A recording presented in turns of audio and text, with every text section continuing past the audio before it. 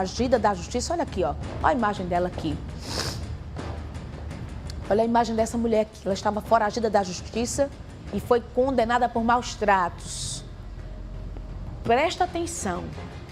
Enquanto tem uma mãe que chora a morte de uma fatalidade, do filho que morreu através de uma fatalidade, tem essa aqui. Presta atenção. Ela foi condenada por maus tratos na morte da própria filha. Quantos anos tinha essa filha? Gravem bem essa imagem. Porque da mesma maneira que eu me emociono, eu me revolto. Ela é suspeita da morte da própria filha, um bebê de apenas 8 meses, que foi vítima de violência sexual. Michel Bruno tem mais informações? Daqui a pouco a gente comenta sobre essa matéria. Michel, que lástima.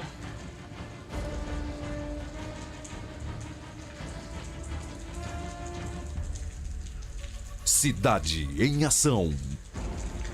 Olha, Jaceline, eu estava ouvindo o seu comentário anterior, tem certas informações que realmente o coração fala mais alto, não tem questão de manual de jornalismo, enfim. Essa notícia que eu vou trazer agora, por exemplo, é uma delas. Não tem como a gente não se envolver na situação. Você que é mãe, eu que sou pai, você já começou a falar sobre a situação, mas só tomando a liberdade de te corrigir, ela não é suspeita, não. Ela é autora mesmo da situação. Ela já foi condenada e ela estava foragida da justiça. O que é que acontecia? Ela deixava essa criança, Maria Vitória da Silva, de apenas 8 meses de idade, sendo tomada conta, sendo acompanhada por um amigo, para ir curtir, para ir farrar, para ir aproveitar a vida, né? De acordo com as investigações que levaram à sua condenação. E aí essa pessoa, esse cidadão que ficava com essa menina, estuprou, cometeu violência sexual contra essa criança de apenas 8 anos. A mãe, ciente da situação, não tomou qualquer providência médica. A menina, a bebê de 8 meses, sangrando pelos órgãos genitais, com febre devido à infecção que contraiu por conta desse ato. E aí a mãe negligenciou, não prestou socorro médico, a criança faleceu. A gente fica com vontade realmente de dizer muita coisa, mas enfim. Vamos ouvir aí o doutor Davi Santos, que é delegado do Grupamento Tático Especial da 18ª Seccional de Polícia Civil, lá de Catolé do Rocha. Ele traz mais detalhes. Ela estava foragida da justiça há mais de 10 anos. O crime ocorreu em 2015. Ela foi condenada pelo crime de maus tratos com resultado morte, pegou uma pena alta de 10 anos e a vítima era a própria filha dela. E o crime choca bastante. Na verdade, esse crime de maus tratos foi fruto de uma desclassificação. Ela foi inicialmente acusada, denunciada pelo Ministério Público pelo crime de homicídio contra a própria filha. O que foi que aconteceu? Ela deixou a filha dela sozinha em um quarto com um colega de quarto dela, um amigo dela. E quando ela retornou, a criança estava muito mal, com sangramento nas partes íntimas e sentindo muita dor e não conseguia nem sequer chorar de tanta dor que essa criança, que essa bebê de apenas 8 meses estava sentindo. E contrariando por completo o que diz a lógica, o que diz o instinto maternal, o instinto de qualquer ser humano, ela não levou a filha para se consultar, para ir ao médico, para ver o que essa criança tinha. E essa criança ficou 1 dia, 2 dias, 3 dias, ficou dias ali sentindo dor e sofrendo e não se alimentava e tinha sangramento pelas partes íntimas. E já quando a criança estava ardendo em febre, aí ela resolveu levar a criança no hospital. Chegou no hospital, foi lá, teve um atendimento bem superficial, voltou para casa E em um segundo atendimento foi que verificaram que essa criança estava com lacerações, lesões nas regiões íntimas, e daí já encaminharam de imediato essa criança para o hospital de Patos, que ia ter uma estrutura melhor para atender essa criança, mas ela faleceu. Olha, Jaceline, a gente realmente percebe que até o próprio delegado, ele fala em instinto maternal, ele fala em instinto humano numa situação como essa, e a gente sente até dificuldade em dizer o nome dessa mãe, se é que pode ser chamada assim. Fernanda França da Silva, popularmente conhecida como Nega. Jaceline, eu prefiro voltar contigo, eu volto contigo. Da mesma forma que a gente se emociona, a gente se revolta.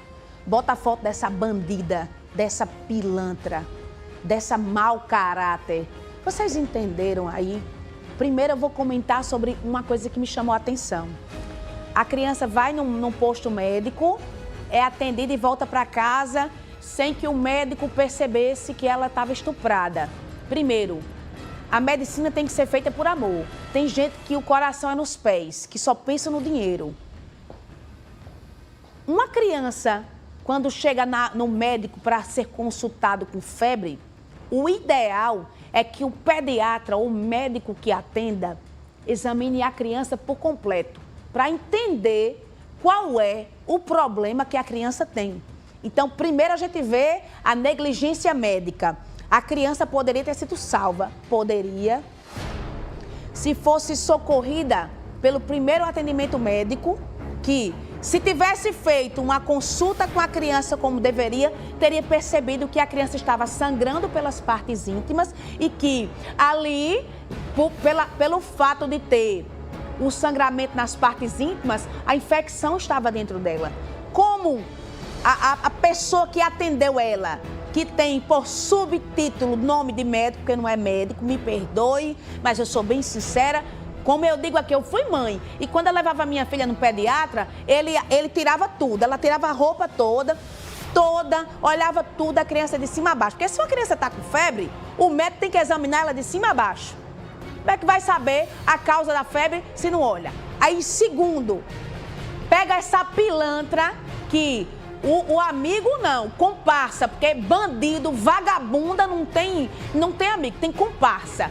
Deixa a filha na mão de um comparsa, ele estupra a criança, ela fica por mais de 8 dias com a criança sangrando, sentindo dor, dentro de casa, para não levar para o médico. Sabe por que ela não queria levar para o hospital? Porque ela sabia o que aconteceu, ela sabia que ela ia ser incriminada. Então essa pilantra, essa bandida, ao invés de levar a criança, ela primeiro se protegeu. Ela não protegeu a filha hora nenhuma, porque quem deixa a filha com um estranho sozinho, ela não ama, né? Porque a minha filha pequena, eu não deixava nem com quem eu conhecia, né? Eu deixava com minha mãe. Mas com quem eu conhecia, eu ainda ia pensar se deixava. Porque criança, a gente deve ter zelo. E ninguém conhece ninguém. Às vezes a gente vive 10 anos com uma pessoa, quando se separa que vai conhecer, imagine quem você só convive de oi. Aí a vagabunda vai, deixa o filho na mão de uma pessoa. Aí a vagabunda sabe que a pessoa que estava com ela, sabe, estuprou a criança. Ao invés dela ligar para a polícia, denunciar para o vagabundo ser preso, ela é tão vagabunda quanto ele, ela é pior do que ele, deixa ele ser solto, sabe, ele sai, ela fica com a criança e ainda foge. 10 anos se passaram. Você pode, viu, bandida, nega, ó o apelido, nega, ó o apelido. Nega a gente chama com alguém que a gente ama. Nega, chega aqui. Eu mesmo chamo as pessoas que eu amo. Neguinha, nega, chega pra cá. Quando eu amo uma pessoa, eu chamo ela assim. Aí a gente chamar de nega, uma maldita dessa, uma pistoleira de 5ª categoria que faz isso com a criança. Mas agora ela vai pagar, porque a gente pode até deixar de pagar com a lei dos homens, mas com a lei de Deus ninguém paga. E a lei do retorno dela chegou. Olha, bota a cara dela aí em tela cheia, por favor. Atenção, presídio feminino, é com vocês que eu quero falar. Essa bandida aqui ficou com a criança 8 dias, sofrendo, sangrando, se acabando de dor. Essa cachorra não é mãe. Essa cachorra não é mãe. Tá incitando a violência? Tô não. Estou explicando para as mulheres dos presídios que ela não merece nem estar com vocês. Ó, queiram distância. Quer sair? Queiram distância. Essa aqui, se morresse hoje, Satanás, quando chegasse no inferno, pegava o comando do inferno e dizia: tome, vá dominar, porque você é pior do que ele. Pronto. Ai, Jesus, eita.